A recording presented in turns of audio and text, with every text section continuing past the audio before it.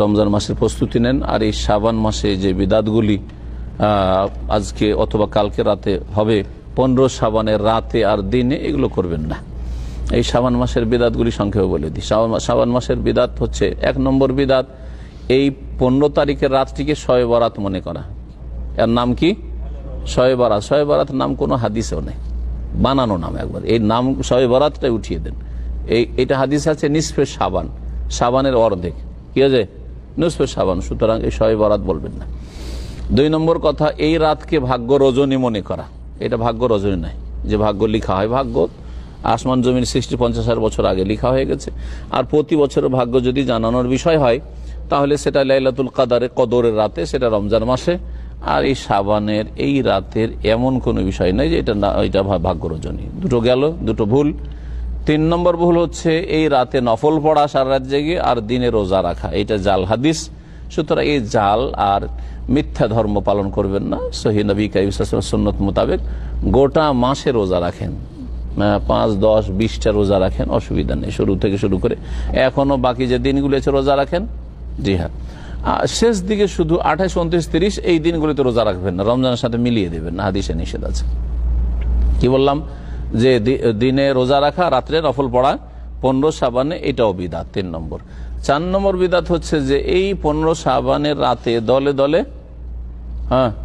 কবর জিয়ারত করা, আর কবরস্থানকে আলোকিত করা, মোমবাতি আগরবাতি জ্বালানো, এসব বিদাতি কাজ করবেন না। বোঝা গেছে না? 4টি কাজ। আর 5 নম্বর বিদাত হচ্ছে এই রাতে হালুয়া, রুটি তৈরি করা, আর ভালো ভালো খাবার তৈরি করা, নিজে খাওয়া, আর গরিব মিসকিনকে খাওয়ানো। বলছে গরিবকে খাওয়াইয়ে নেকি নিব, এই বিদাতি কাজ করবেন না। গরিবের বাড়িতে দিয়ে চলে আসেন। যদি অতই নেকি করতে হয় তো গরিব মানিজ্যতের সাথে বাড়িতে বসে খাবে, আর সারা বছর খাবে। শুধু এই রাতে খাওয়াবেন? হ্যাঁ, এই রাতে খাওয়ানো দলিল করতে হয় যে এই রাতে খাওয়াইতে হবে। তো এই একটি বিদাত। আর তার সাথে সাথে আরো আরেকটি মারাত্মক বিদাত আছে যে এই রাতে বিধবারা ভালো হালুয়া রুটি তৈরি করে বসে, আর ধারণা করে যে রুহগুলি কবর থেকে উঠে আসবে, আর উঠে এসে আমাদের হালুয়া রুটি কিছু খেয়ে যাবে। হ্যাঁ, স্বামী আসবে, বিধবা বসে থাকে স্বামীর আশায়।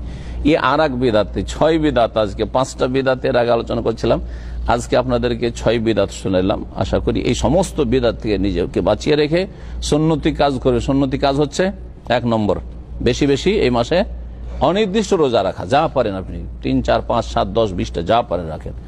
2 নম্বর হচ্ছে যে রমজান মাসের যদি কিছু কাজা রোজা বাকি থেকে থাকে তাহলে ওই রোজাগুলি রেখেলেন তাড়াতাড়ি করে, কারণ এরপরে যদি রমজান চলে আসে আর রোজা বাকি তাহলে গুনাহগার হবেন আপনি।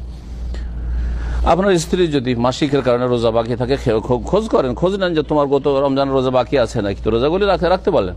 জি।